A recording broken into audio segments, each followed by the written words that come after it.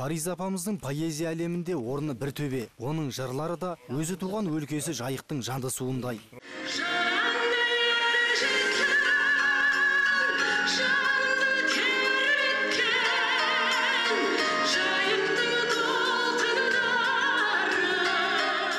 Ол көбіне махаббат тақырыбында қалам тербеген, және сонымен қатар қаламгерлер ортасында бір беткейлігімен де танылған ақын.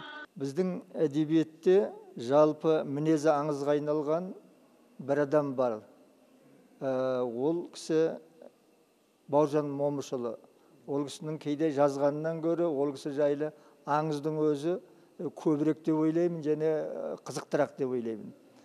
Сол тәрізді біздің әдеби өмірде, тіпті халқымыздың арасында да аңызға айналған мінез болса, ол Фариза Оңғарсынова дер едім. Фариза Оңғарсынова әртүрлі тақырыпты кеңінен қамтыған адами болмысты, жалпы қазақ поэзиясына әйелдің жан дүниесін ашып көрсеткен қазақ әйелінің, қазақ ақын әйелінің жүрегі осылай жырлайды деген үлкен биіктікті алып келген дарабоз тұлға есебінде.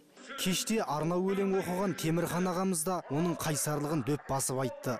Сондықтан да сен ықсық сөз ұққандай тірлікті қуалмайсың.